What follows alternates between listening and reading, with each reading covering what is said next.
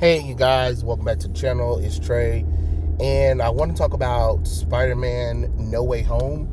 Yeah, we're going to go full depth into it. If you haven't watched it, don't watch this video. And another thing before I start, I got me a little common cold. It ain't coronavirus. I wish people stop acting like the flu or the common cold don't happen.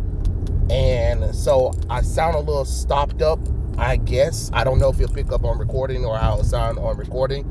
And if I make one of those little breathing noises or something like that, it's probably me just getting like a cough or something out without you guys hearing, hopefully. But yeah, I hope my voice doesn't sound all that bad or anything. Be like,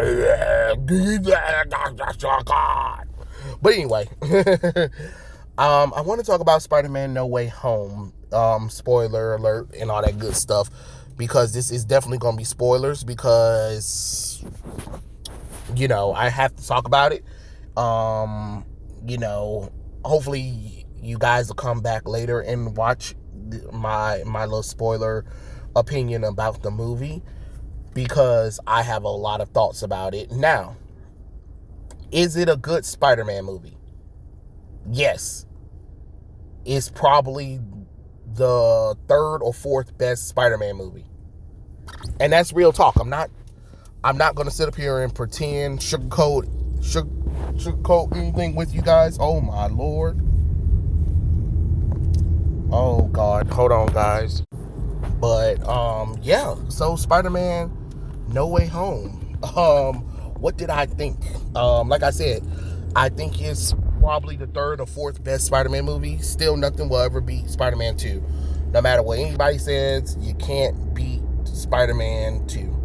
Sorry. I think Marvel finally learned this lesson. I think it took some of the critiques that we gave for Tom Holland's Spider-Man, and I think they finally applied it, because his Spider-Man did go through some growth and change, but he still came off annoying. And that's a problem throughout the movie that really aggravates me to this day, that he comes off as this whining child that I don't understand. Like, Spider-Man, you're a hero, and then he comes off extremely selfish. I know some people are like, what do you mean? Remember in Far From Home, all he wanted to do was spend time with MJ. He didn't want to be Spider-Man or any of that kind of stuff. That's not Peter Parker. Peter Parker has responsibilities, and he would never sacrifice people's safety or the world being unsafe just to hang out with Mary Jane Watson. And fun fact, they actually gave Zendaya's character Watson as the last name. And I think they also I think her name is actually part of Mary Jane Watson too, because even some of the little reports in the little thing says Mary Jane Watson, and she said I don't use that name. So it's kind of funny. It's just like, really now, Marvel? So she basically is a black Mary Jane Watson. I mean, you kind of had it on the paperwork right there. So it's kind of one of those things. It's like, okay, if you say so. But yeah, I will say this. I'm going to be jumping around, guys. I'm not going to be talking about everything all at one time. But I will say this. Zendaya's character, Michelle Jones, or aka Black Mary Jane Watson, is actually more tolerable than the previous movies. Because to be honest, I wanted her dead. I sure did. I sure did not like, Michelle Jones at all. I don't like her character. I didn't like her characterization. I don't know what Marvel and Sony was thinking with this character, but it doesn't work for me. Oh, and then those fools tried to get Flash Thompson to dye his hair, the Indian boy. Thank goodness he wasn't in there, because he was intolerable too. He was in the movie for a few minutes, and then we saw him the first time where Spider-Man and Michelle was trying to escape, and then he had his black hair, and then later on his hair was blonde when he went to the MIT party or something like that. And then after that, we never saw him again. Thank the Lord, because that's not a Flash Thompson. That's some freaking weirdo trying to pretend to be Flash Thompson. It wasn't a business, to be honest. So I don't know what that was. But basically, that Far From Home picks up, No Way Home picks up right after Peter Parker's secret identity, right? So I don't know if any of you guys know this, if you read the comic books. Basically, it's based off of Spider-Man Back in Black, One More Day, and Brand New Day, right? So if you read those 3 comic books, you kind of know and Spider-Verse.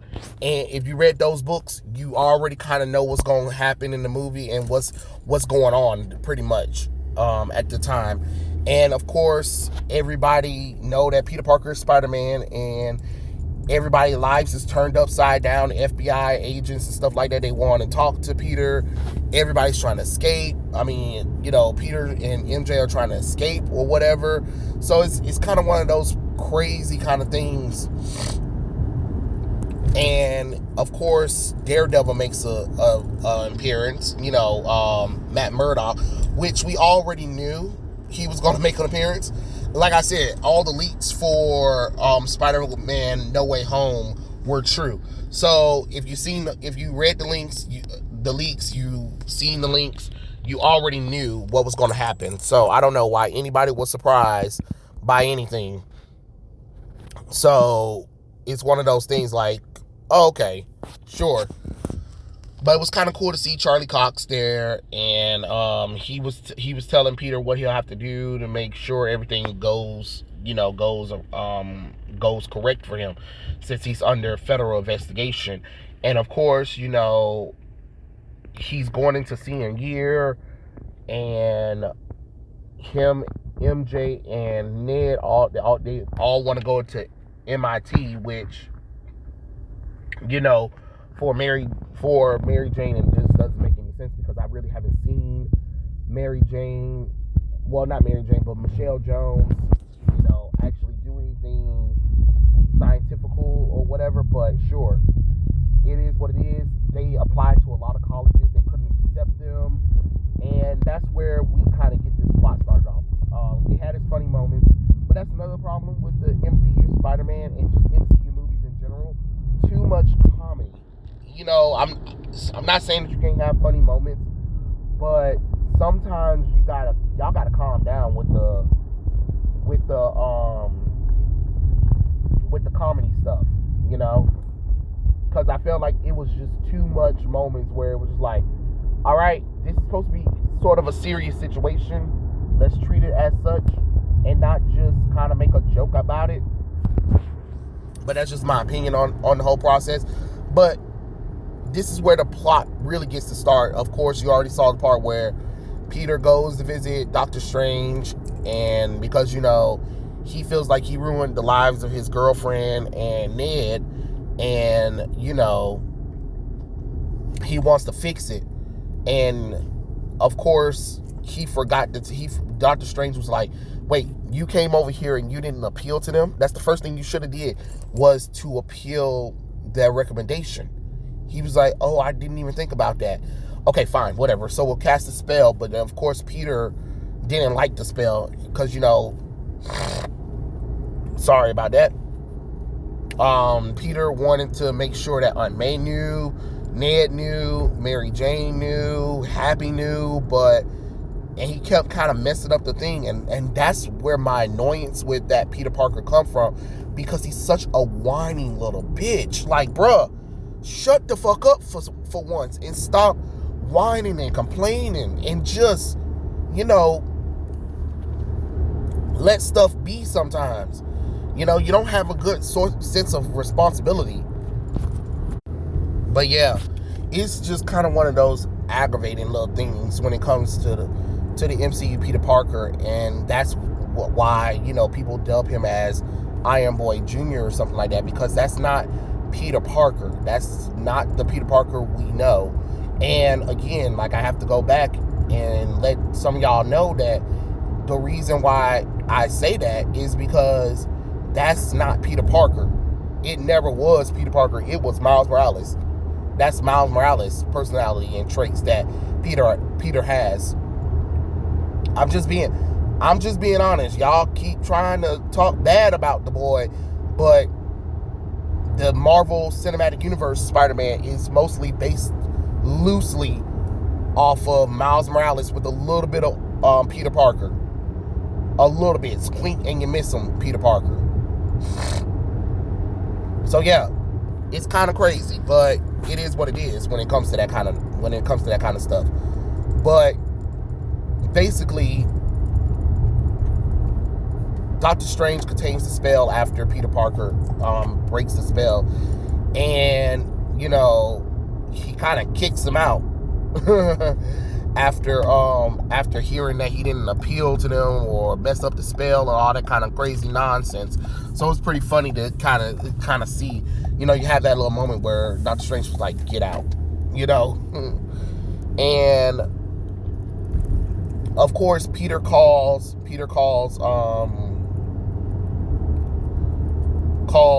Flash, right, to ask where the MIT president, where we get the appeal or whatever. And you know, Flash, you know, blackmails him or whatever, and he said, okay, sure, whatever, just tell me where she's at. She's on the expressway. And of course, you've seen that little scene where, you know, Dr. Octopus comes out of nowhere and, hello, Peter. And you see this epic fight on the expressway, where the president of MIT, who can appeal and stuff like that, she's trapped in the car because Peter was trying to go and talk to her to try to get an appeal for MJ and Ned, and she's stuck in the car. Dr. Octopus is beating the hell out of Peter Parker, and his arms even absorb his Iron Spider suit, because his previous suit got ruined because somebody threw like some slime on his suit, so he had to wear the Iron Spider suit, which is kind of crazy. And you know, Dr. Otto Octavius tore apart that a piece of his armor and absorbed it into him, and Peter was like fighting back or whatever. And of course, you know, you already seen the scene where he was like, "You're not Peter Parker." He was like, "I am so confused right now." And eventually, you know, Peter figured out that he can control the mechanical arms, and then that's when Green Goblin comes out of nowhere and tries and blows up. You know, he saves the lady. He saves the mission lady, and then Green Goblin comes out of nowhere and blows everything up sky high. That was really crazy, and he escaped.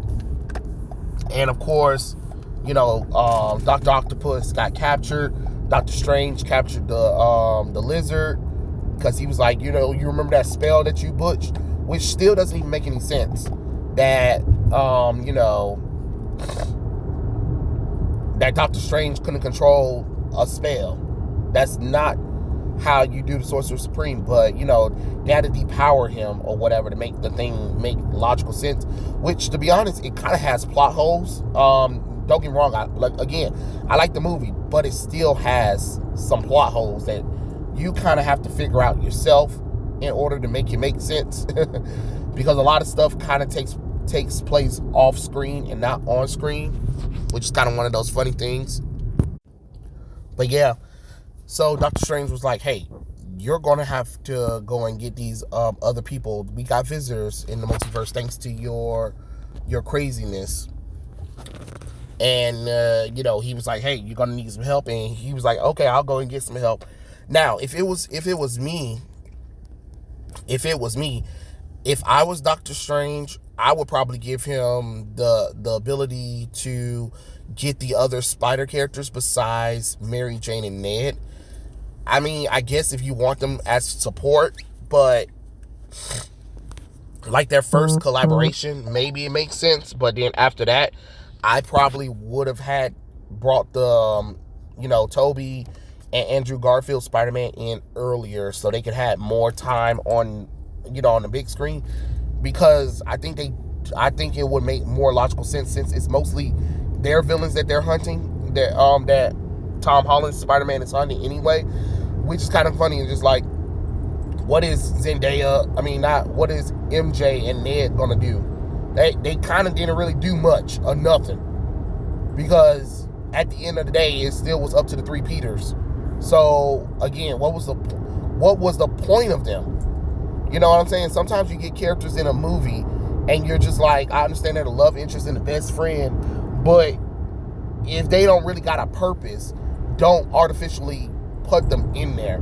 And that black and gold suit, everybody was like, oh my God, this is really cool. It wasn't as impressive as you guys thought it was. It was really it's the inversion of the suit. So the red and black suit that he made in Far From Home, and like I said, it got destroyed, it got slimed on. He took he flipped it inside out. That's what it is. And of course, he goes to this electric grid, and he finds Electro, he finds Sandman, and of course, Jamie Foxx made the obligatory thing. He was like, after they kind of stop him or whatever, he was like, so y'all ain't gonna say nothing? Y'all see my ass standing here butt ass naked, and anybody gonna say nothing? And I'm like, I mean, no, were we supposed to say something? It's kind of one of those funny little things. If you know what I'm saying? It is what it is. But of course, he ships Sandman and Electro off to the magical prison as well. And of course, Aunt May, she runs into Green Goblin, because of course, Norman has that dual personality thing. And she works at Feast. If you guys know, you'll wink nudge that one from the Spider-Man game as well as the comic books. So it's kind of funny. I would have loved to see an appearance from Mr. Negative, like not as his Mr. Negative persona, but as his good guy persona. But he goes to Green Goblin, and Aunt May was like, hey, if you have the ability to help them, you should help them or whatever, because Dr. Strange was telling them that, hey, these people we pulled from their dimension at the time of their deaths, which is kind of strange because Sandman never died and the Lizard never died, actually. So I don't even know what that was about, but okay, sure, whatever. But they did what they did with that one. It still don't make no logical sense. But how you gonna pull them from when they're dead instead of the moment of their before they about to die, and just say you just pulled them from? But it's just like, wait, how do you pull them from time? Then it will be time, multi-dimensional time travel, because if those characters are dead, why are we pulling them? It's one of those weird, questionable things. But it's whatever. Dr. Strange was like, once we get them all back, we'll push the button and we'll send them all back. But then, Aunt May got into Peter's head, and he was like, we gotta save them and stuff like that. And Dr. Strange was like, no, I'm sorry, we can't save them. And of course, Peter and Dr. Strange fought. He was in the mirror dimension, which that's kind of crazy. Like, Dr. Strange loses in his own dimension to Spider-Man. It felt like another way to get rid of Dr. Strange for a little bit, just because he really shouldn't have lost, because it is his own dimension. It is his own world that, he should be able to figure out more so than Spider-Man. Talk about, oh, this is just geometry, this is real easy. Okay, I guess so. You really shouldn't be able to defeat Doctor Strange in his own universe. But all right, his own dimension. But okay, sure, if it makes you feel better. So while they're doing that, and stuff like that,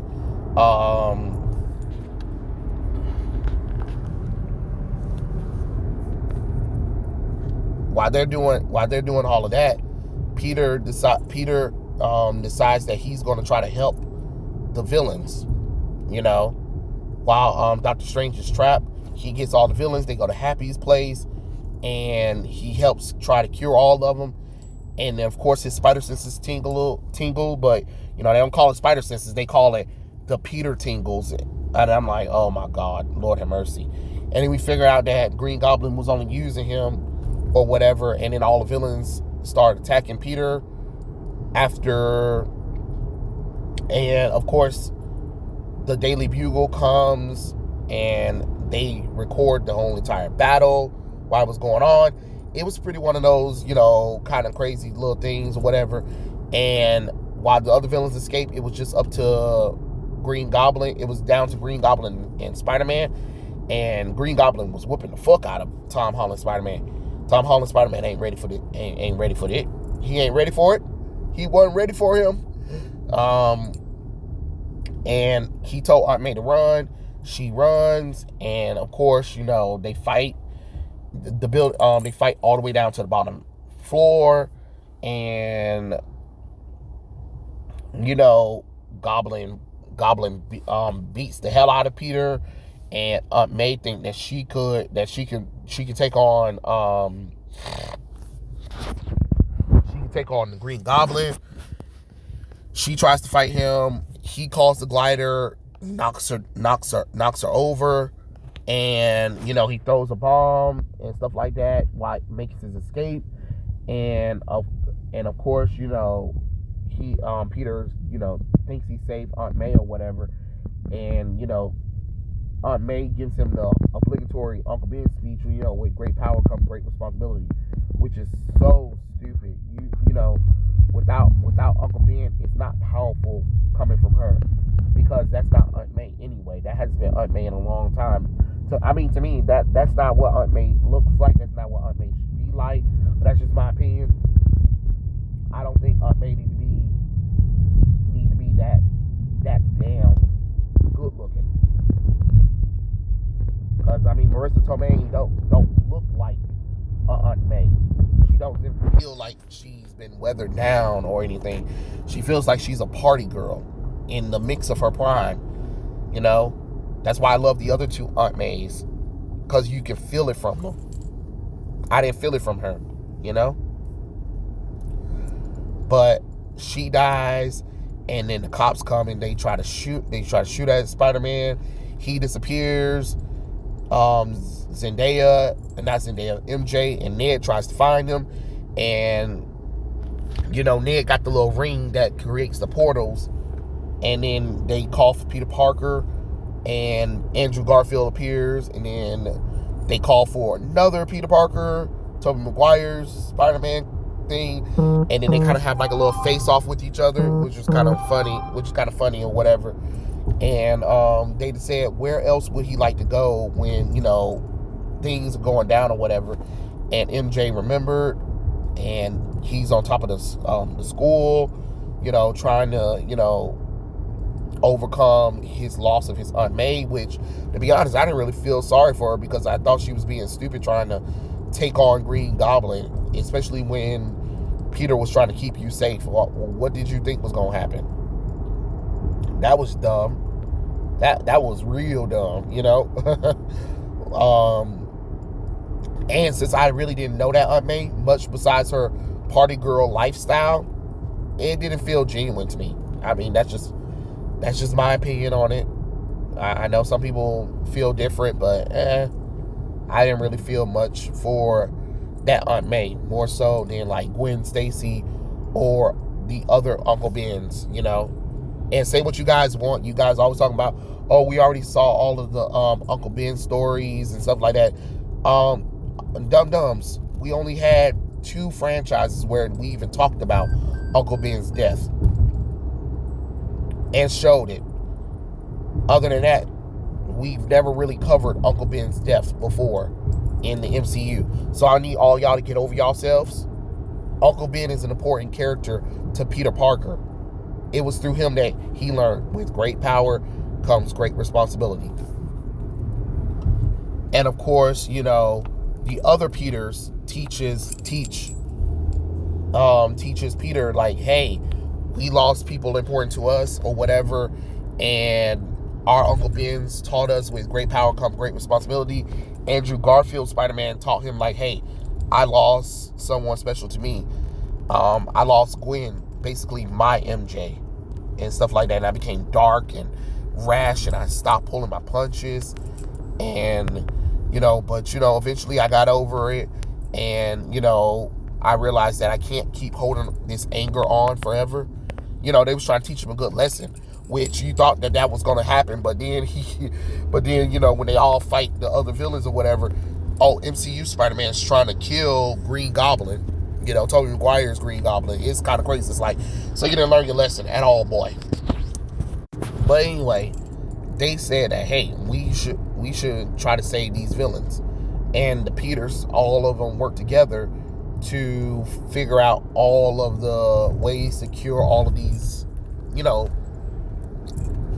these villains. And they do it successfully well, and they have a big plan. And they all go and meet up at the Statue of Liberty for the final battle, which is pretty cool.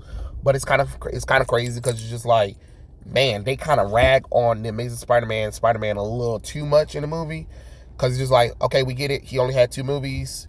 Yeah, there were some flaws with the second movie, but give the man a break. And I think he does deserve another movie. And I would get down there in a minute.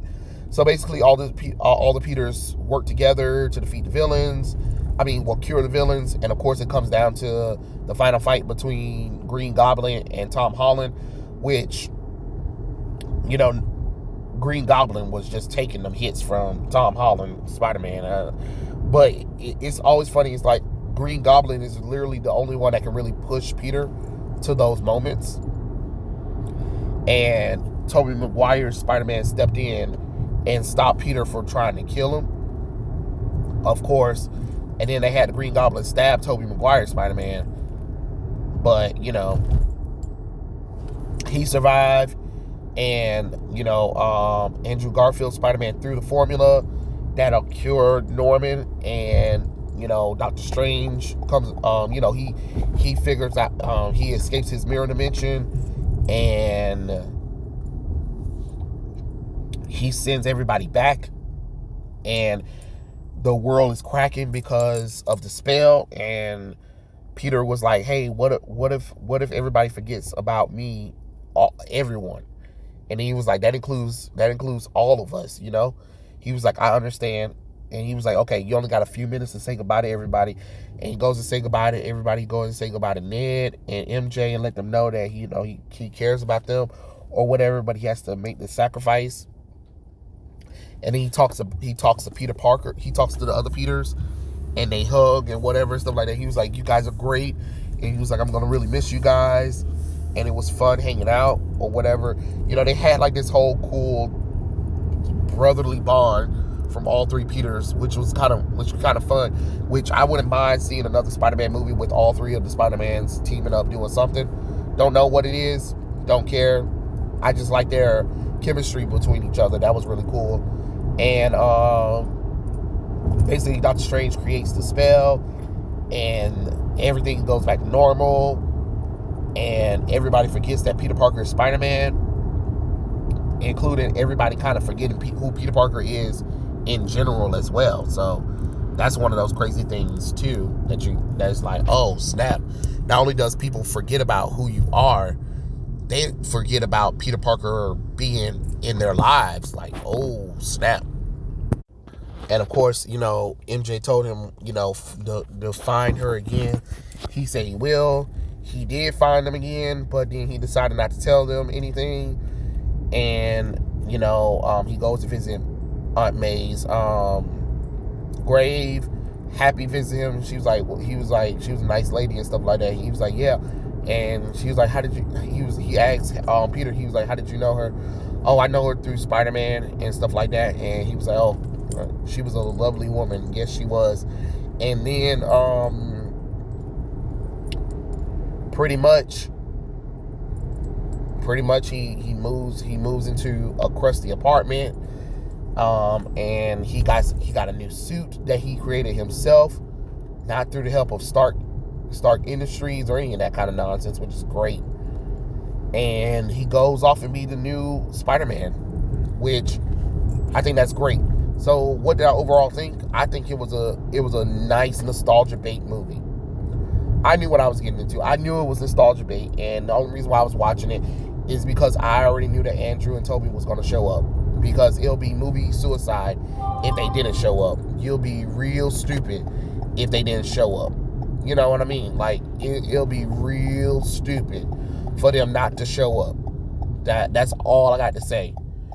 Real dumb. Real dumb. But that's just my opinion on that one. You know? So it is what it is when it comes to that kind of stuff. Overall, I'm happy for the nostalgia bait. I still think Tom Holland's Spider-Man needs work. I'm glad they finally gave him some consequences, and I think Zendaya and Ned are out. So that's great. That's great. Let them move on. I don't care. Maybe we can get the real Mary Jane Watson and the real Gwen Stacy and the real Flash and the real all the other classical characters, and finally get this. Sorry about that, guys.